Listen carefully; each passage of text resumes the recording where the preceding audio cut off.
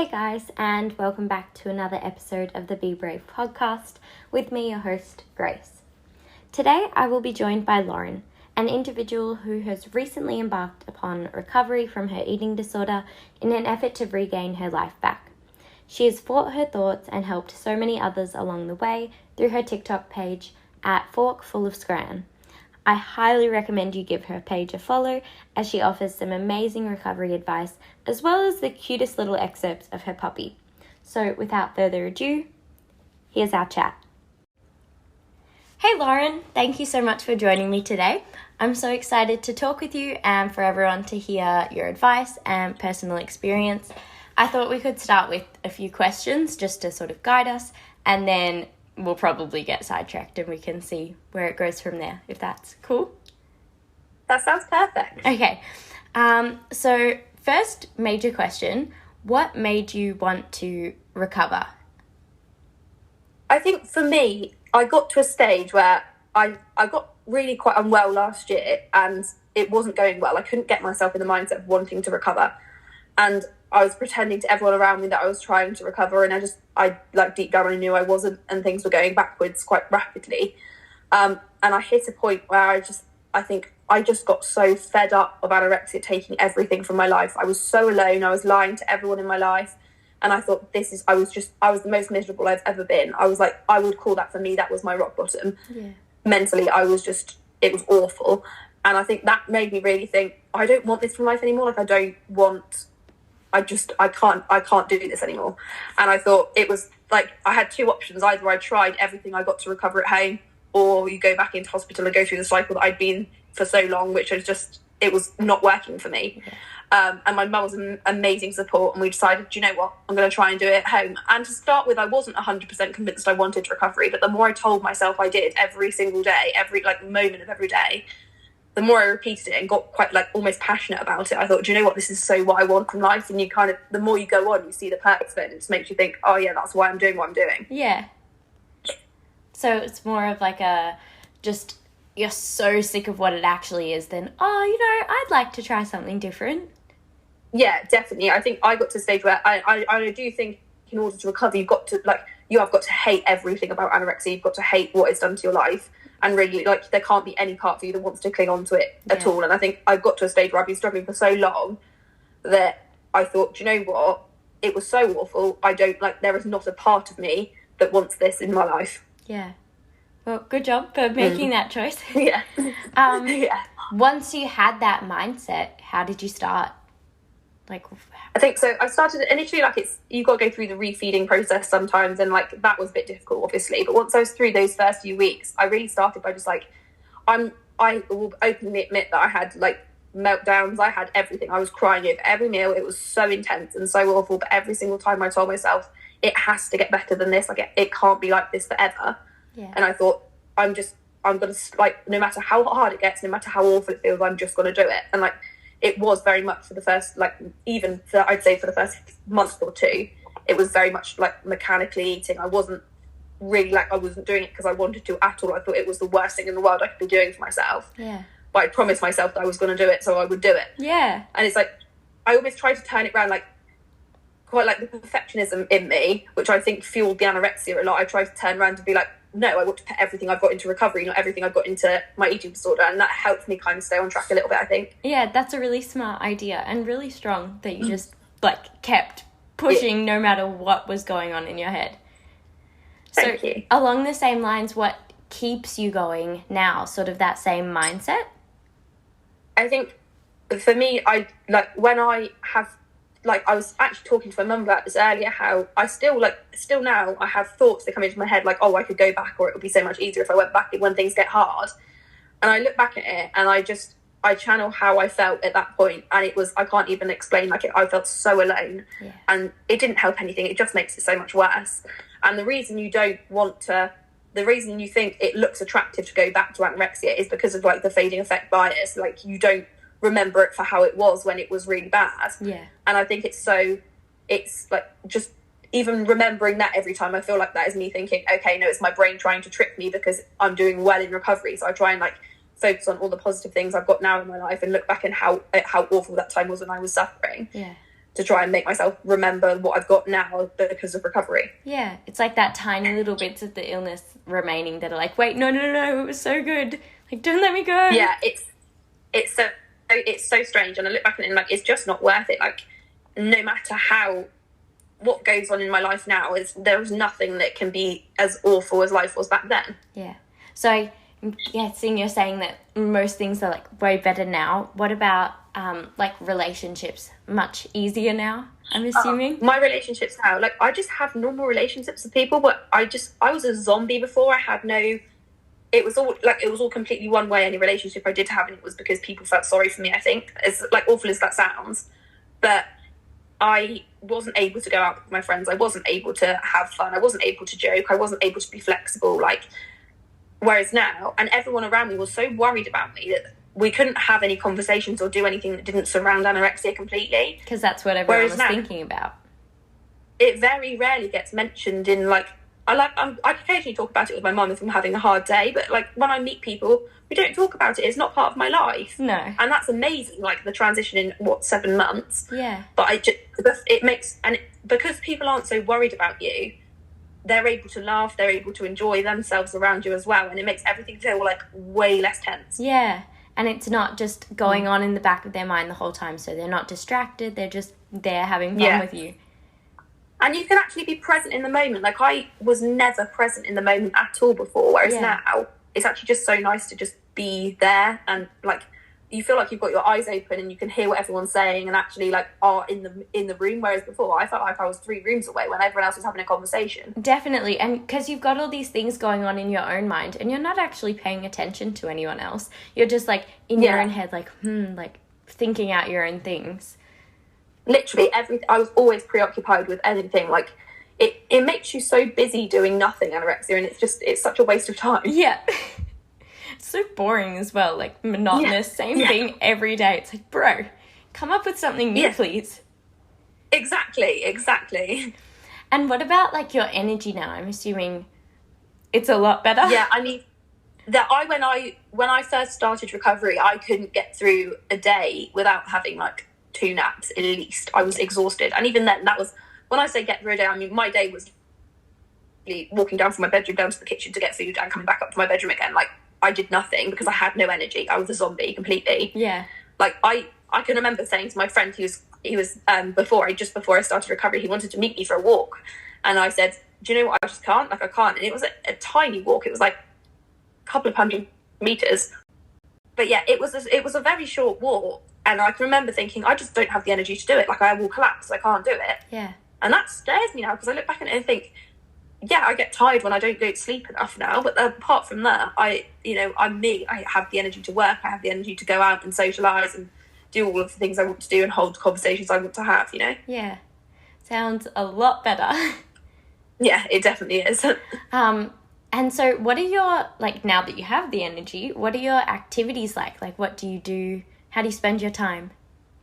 I'm waiting to go back to uni in September, which is like my main focus of what I want to do, which I'm really excited for. But in the interim, whilst I wait for that to happen, I'm working part-time, so not too much. Yeah. And then on my days off, I like spend a lot of time with my dog and meet friends and just like have me time. And like I feel like I've got a really nice balance for the first time in, well, forever really. Yeah.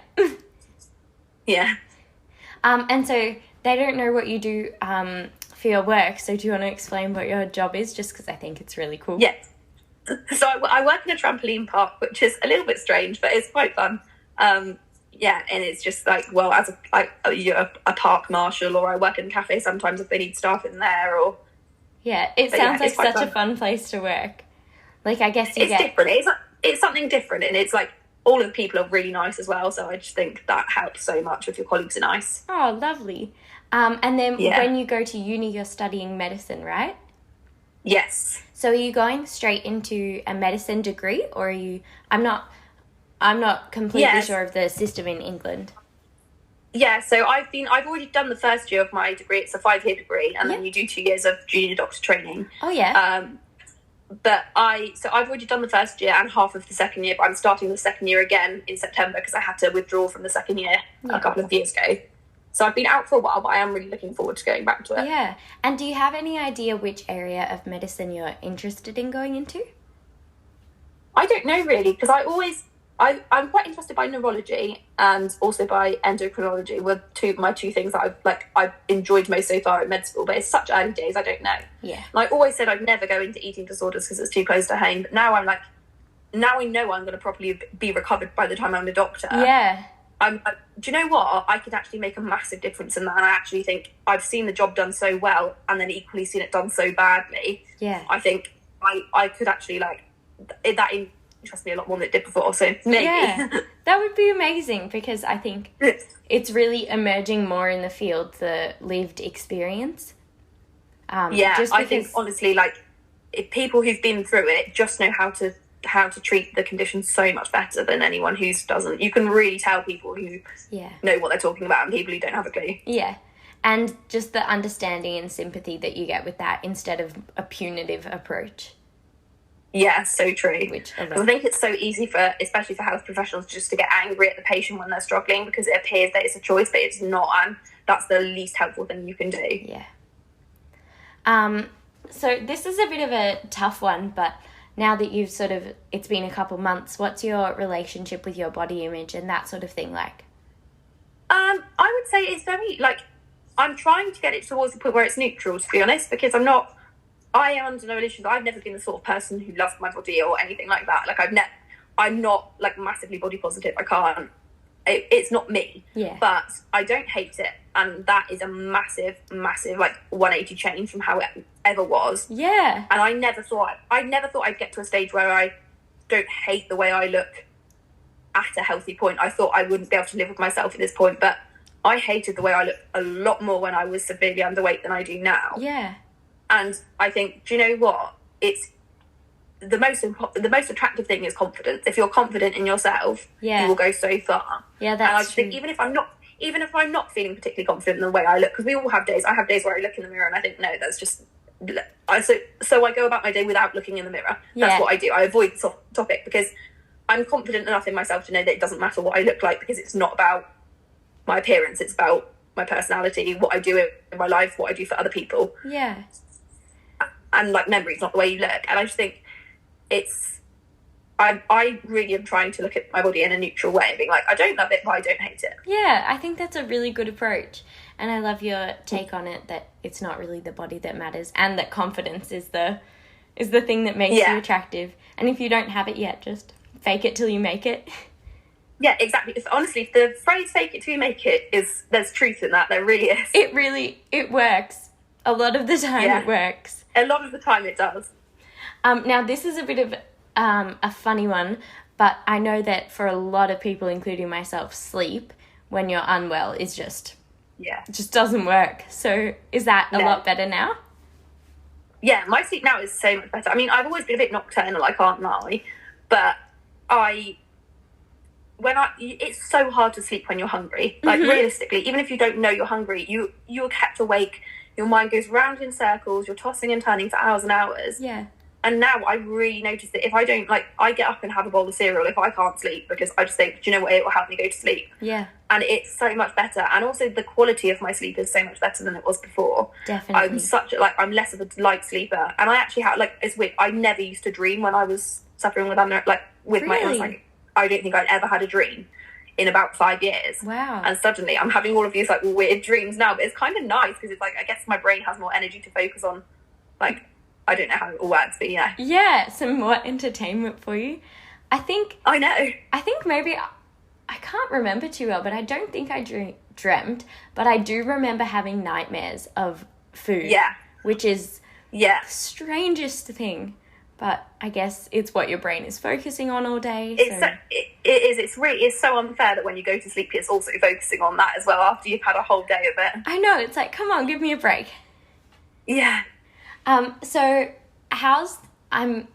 from what I heard you say before, with that at the very start, there was all this anxiety still and, like, crying over food, and it was still incredibly hard. Now, would you say there's less anxiety around food? Oh, yeah, completely. I just think there's so much, like, I'm not stressed all the time. Like, I was constantly on edge, thinking about my next meal, thinking about the calories and things. And now everything is just like so much more relaxed. So I'm not worried. And it's just, that allows you to be more present in the moment. Yeah. And I think, like, don't get me wrong, I still do feel anxious around certain things. And I think, oh, is this too much? But I think that's really normal to have those thoughts still at this point in recovery. Yeah. But it's absolutely, like, it's a hundredth of the guilt and the anxiety I used to experience before. Like, I'm pretty chill most of the time now. Yeah.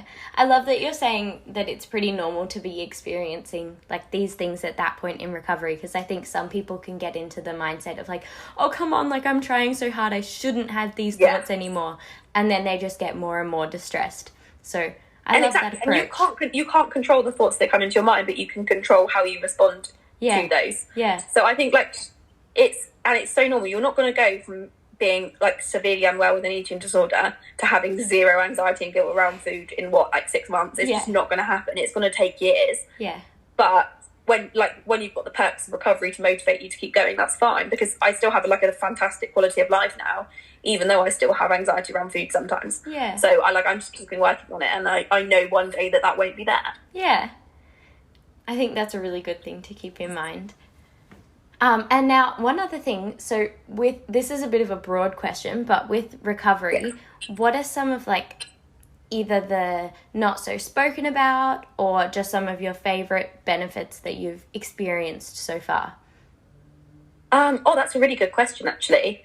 I think probably like not spoken about stuff is probably the relationships with your family and the people around you. Yeah.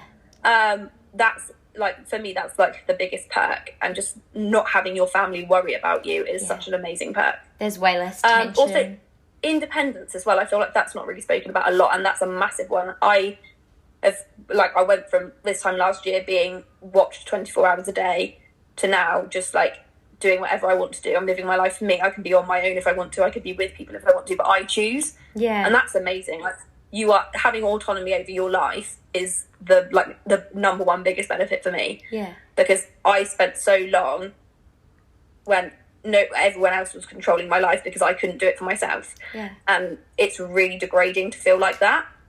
But actually having the control over your life is amazing. I think that's a really good one to bring up, because I think often when you're struggling with your eating disorder, part of it is a bit of like a power and a control thing, trying to get that independence. Like, no, I'll manage my own food. But to actually get that proper independence that you're after, you have to get better first. You need to let go of control in order to then regain control in the future. Exactly. Because now, I don't mind if someone else cooks for me. It doesn't, great if my mum was downstairs making my dinner earlier, and it's like, that's really nice for me. Yeah. Because someone else is cooking for me, whereas before that would have never been a thing. Oh, yeah. But... Or you have to stand there and watch. Those little battles of control, you have to give up and let go in order to be able to have the general control of your life where you decide what happens. Yeah. It's a really good thing to think about. I don't know about you, and this one might be a little bit TMI, but one thing that I definitely liked about getting better was that my digestive system was working more. So I could actually go to the bathroom now and just... Yeah, that's actually not talked about a lot, and it's such a bit everyone in recovery must go through that, because realistically it's awful. I went for weeks without being able to go when I was in hospital, and it's so painful, and it doesn't help the mindset because you're already bloated and uncomfortable, and then that is another addition to it. Yeah. And it's just awful, but honestly now it doesn't even cross my mind. It's just life. So it does get better. You just have to push through that really uncomfortable stage. Yeah, quite literally. Yeah, literally. Yeah. And you don't even talk about it as much anymore, because I remember when you're unwell they ask you every day, oh yeah, and have you had anything happening? But now you don't have to get asked those questions. It's so strange, and I remember that. I remember it being it's such a... And I was just like, do you know, I don't really want to discuss it, but actually it's quite an issue. Yeah, exactly. And they're like, you know what I'm going to ask you? And it's like, yeah it's not going so well. I guess other things that are great are feeling warmer as well. That was a massive Oh, one. I love feeling what, like, I could walk around in a t-shirt and be fine. Yeah. I've never been able to do that, like, in my adult life. Never have. I've always been freezing. Yeah. And I think that really contributed to me feeling so low in the winter months as well, because I was always just so uncontrollably cold. Yeah. And now I'm just like, I actually kind of love winter. It's cozy. It's Yeah. because I'm not cold all the time, and it's really nice. You can have nice hot drinks. You can... Yeah, exactly. There's so many perks to it, and I never used to see that because my main focus of every day was just trying to warm myself up. Yeah, exactly. I would always walk around with a mug in my hand or like a keep cup that was boiling hot. Or like clutching any radiator you can feel, or like driving with the car heaters on, like with your hands up against the air vents, trying to, like, honestly, it's such a weird thing, but that's one of the little things that's such a perk. Yeah, and you don't, once it's gone, sometimes you don't realise it as much, but when you look back, you're like, wow, it actually is so much better. Yeah. Because it seems so subtle, something like that, but it makes a massive impact on your mood, realistically. Yeah. I don't know too much about it, but there's like seasonal affective disorder, SAD. Yeah. And that's it is so true. Yeah, and when your like sensitivity to coldness is accentuated, of course, it's going to affect your mood even more. Oh my goodness, yes. Just makes you more depressed and more anxious as well, I reckon, because you're always curled up. You're constantly on edge. You're constantly not relaxed. It's horrible. Yeah. I'm trying to think of anything else. Do you have any other things in recovery that you're loving or that you've noticed? Sometimes it's hard to notice them because they happen so gradually, but... I just think, like, my outlook on life is a lot more positive than it ever was before, which is so lovely. Like, I just think now, yes, obviously you're going to have hard days, there's going to be struggles, but on the whole, I'm actually really happy. And I think if someone had asked me that question a year ago, my answer would have been, it's okay, my life's all right. Yeah. Like, I remember my doctor, when I was an inpatient, he asked me what the best moment of my life was. And I said, it was getting into med school. And he goes, and out of 10, how would you rate that? And I rated it a 6. The best moment of my life, I rated 6 out of 10 because I was so miserable. Oh, no. And then he asked me like 6 months later, and he was like, and what was the best moment of your life? And I said, getting into med school. And he said, and what would you rate that? And I was like, 10, obviously. Because like everything is just so dulled down when you're struggling so much, because you just feel so depressed and so low. Yeah. And it's really nice just having that weight lifted off. It does feel like a weight lifted off your shoulders. Exactly. I don't know if this will sound a bit weird, and I've never actually talked to anyone else about this, but I honestly felt like I could see more colour once I got better. And it's so true. Everything is brighter. Yeah, it sounds fake. It sounds like, oh yeah, like I can actually see colour now, like the world isn't black and white. But it honestly feels like there's more colour. I don't know if it's to do with how much more you appreciate things when you're doing well, like, but it's honestly, I really relate to that. I think just even going for a walk and like looking at the trees, you think, oh my goodness, there's so much more vibrant than it ever was before. Exactly. That's one like major thing I noticed, and I was like, is it like something to do with my vision, or is it what you're saying, like appreciation, which I think is probably more realistic, but. No, it's so cool though. It's one of the other perks. It's amazing. Yeah, I'm glad someone can relate. Yeah, definitely. No, I think a lot of people will be able to. Yeah, definitely. I guess it's just I've never heard anyone talk about that one before. No, I haven't actually, but it's so interesting because it made me really think about it. Yeah. I guess with the vision as well, I know that when I was unwell, I literally couldn't see as well because I have bad vision anyways. And even with my glasses, it would be worse. And obviously, like, dry eyes because of, like, lack of different vitamins and that kind of thing. But did you ever experience that? I don't know. I don't have 20/20 vision myself either. But I definitely noticed, like, I don't know if it was to do with my concentration or my actual eyesight itself, but I, like, definitely noticed, like, a lack of ability to see things far away, definitely. But I don't know how much of that is actually related directly to my eyes, but again, that's improved significantly with recovery. Yeah, me too. So, vision. I guess that's another massive... Yeah, another perk. Yeah. And then, okay, so one of, like, the finalish questions, which is just a bit of a fun one. What's your, like, favourite food discovery since you've been trying new things? Oh, that's such an interesting question because, like, my ultimate favourite food is peanut butter. I'm just obsessed with it. I love it. But I did, like, I knew I loved that before recovery. Yeah. I'm trying to think what I had. Probably pastry. Ooh. Because I told myself from the age of literally before I even had an eating disorder, but I always had a bit of a weird relationship with food. Yeah. Probably from the age of literally about 10, I was like, no, I hate pastry. I don't like it. I don't like it. I don't like it. Yeah. I love pastry, if I'm being perfectly honest. Oh, yeah. And I've had it so much in the last, like, few months, and it's so nice. So I think I'll have to say that, definitely. Yeah, yum. Yeah, I always see your peanut butter, and I'm like, oh, I need to go get some now. Peanut butter is so good. Peanut butter on toast is my ultimate favourite. Yeah. Do you like Biscoff as well? Yeah, I do like Biscoff. Not as much as peanut butter, but I do like it as well. Yeah. My friend introduced me to his favourite sandwich the other day. It's white bread with, like, a huge slather of Biscoff on one slice and a huge slather of Nutella on the other slice, and you make a sandwich with it. It was pretty good. That's really good. And then that's really good. He didn't do it, but I said you have to put it in, like, a toasty maker and then try it. Yes, I bet that would be so nice. Okay, I might have to give that a go. Yeah, I think so. Once I get some of the right ingredients in my house, I'm definitely going to give that a try. Yeah, that sounds like a good shout. I might have to do the same. Yeah. Well, I think that's all the major questions I had for today. Is there anything else you wanted to add? Fantastic. I think that's kind of covered everything. I can't really think of anything else, like, particularly relevant I want to add. Yeah. Well, cool. Thank you so much for talking with everybody today. For having me. That's all we have for today. Thank you again, Lauren, for talking with me. I'm sure everyone will be so glad to hear your story and all of your amazing advice. You're so inspirational, and I'm sure you're going to become an amazing doctor. If you didn't catch her TikTok name earlier on, it's listed in the show notes so you can give her a follow. Like always, please remember that you're strong, you are important, you are here for a reason, and you are enough. Until next time, be brave.